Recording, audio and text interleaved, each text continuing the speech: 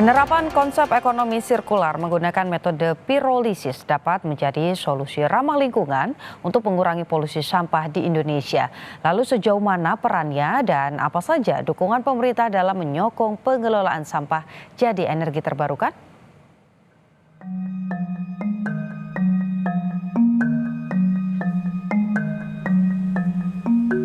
Indonesia tengah menghadapi tantangan besar dalam menangani sejumlah polusi.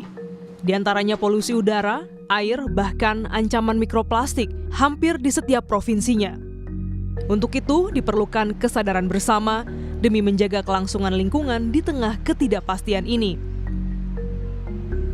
Data Kementerian Lingkungan Hidup memaparkan jumlah sampah plastik setiap tahun di Indonesia berkisar 5,2 juta atau sekitar 20% dari keseluruhan jenis sampah.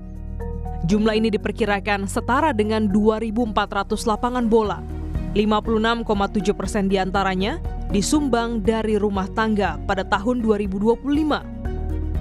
Dibutuhkan berbagai macam inovasi demi merealisasikan Peraturan Presiden Nomor 109 Tahun 2025 tentang penanganan sampah perkotaan melalui pengelolaan sampah menjadi energi terbarukan berbasis teknologi ramah lingkungan. Dalam hal ini Kementerian ESDM ditetapkan sebagai pengampu klasifikasi baku lapangan usaha, khususnya perawatan dan pembuangan limbah dan sampah tidak berbahaya, yang di dalamnya tercantum komponen pirolisis di mana sampah diolah menjadi bahan bakar. Terkait hal ini, Ahmad Safrudin, Direktur Eksekutif KPBB, menilai metode pirolisis untuk mengurangi limbah plastik merupakan solusi yang tepat dalam menunjang ekonomi sirkular. Prosesnya sampah plastik itu kan masuk ke ruang tertutup ya, kemudian diproses secara termal, di mana di situ cenderung tidak ada emisi yang keluar gitu dengan proses termal tadi. Sehingga dengan pyrolysis itu kemudian menghasilkan beberapa material ya, seperti gas ya. Gasnya ini liquid fuel atau bahan bakar cair ya. Katakan itu merupakan BBM ya, tapi BBM dengan kualitas rendah. Dan yang ketiga itu yang bentuk padatannya.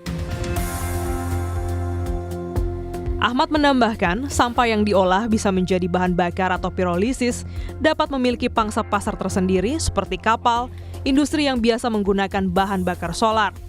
Kapal dapat menggunakan pirolisis dengan kualitasnya setara dan tanpa perlu dikonsumsi oleh kendaraan bermotor. Senada dengan pandangan itu, Dieni Mansur, peneliti Pusat Penelitian Kimia Molekuler BRIN, menilai metode pirolisis sejalan dengan konsep ekonomi sirkular. Pertama, jika produknya digunakan kembali sebagai bahan baku industri petrokimia. Kalau kita lihat ekonomi sirkular itu kan artinya satu bahan itu terus berputar dalam satu siklus kan ya.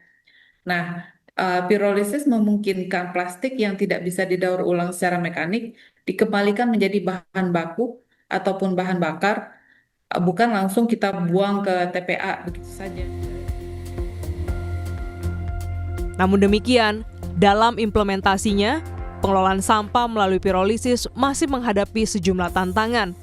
Salah satunya adalah kualitas sampah yang belum konsisten akibat proses pemilahan yang belum optimal. Kondisi ini membuat penerapan dalam skala besar belum sepenuhnya memberikan nilai ekonomis yang menguntungkan sekaligus belum mampu memenuhi kebutuhan pasar secara luas. Setelah melakukan penelitian mendalam, kami menuju Kecamatan Purwakarta, Kota Cilegon, Banten, melihat bagaimana cara kerja dari pirolisis di industri pengolahan sampah terpadu atasi sampah kelola mandiri atau IPST Asari. Pirolisis merupakan proses penguraian senyawa organik akibat pemanasan suhu tinggi berkisar 300 sampai 700 derajat Celcius di dalam sebuah reaktor tertutup tanpa oksigen. Proses pemanasan berlangsung sekitar 6 hingga 6,5 jam.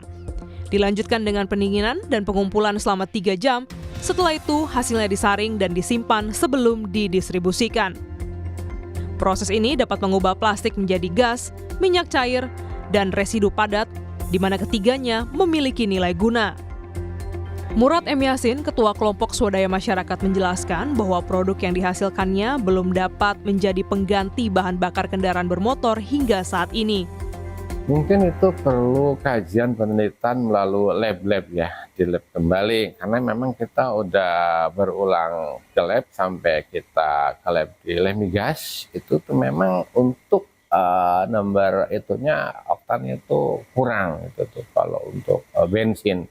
Tapi kalau untuk minyak tanah dan solar itu masuk. Murad menambahkan, produknya disalurkan ke pengguna manfaat seperti UMKM batu bata dan industri, salah satunya adalah industri petrokimia yang berbasis di Cilegon.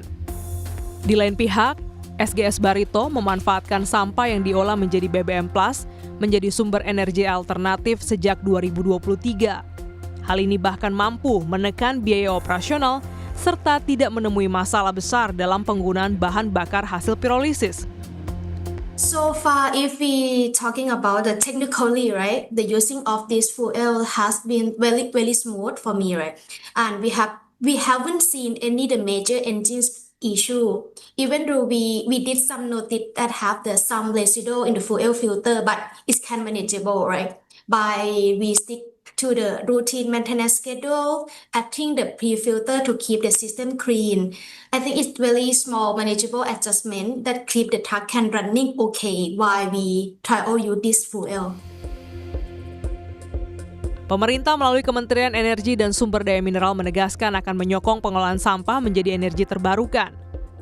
Wakil Menteri SDM Yulio Tanjung bilang dukungan pemerintah melalui kepastian regulasi sesuai Perpres nomor 109 tahun 2025 tentang Waste to Energy. Cakupan kegiatan terdiri dari pengolahan sampah menjadi listrik, pirolisis menghasilkan BBM terbarukan, dan bioenergi, biogas, dan biomasa. Pirolisis mengolah sampah plastik baik yang dari timbulan dan juga timbunan. BBM terbarukan ini ramah lingkungan dan meningkatkan kemandirian dan ketahanan energi. Masalah polusi plastik terus mengular, Indonesia tengah menerapkan ekonomi sirkular. Mencoba metode pirolisis jadi jalan keluar, biar hasilnya menjadi bahan bakar. Glenis Oktania, Kompas TV, Cilegon, Banten.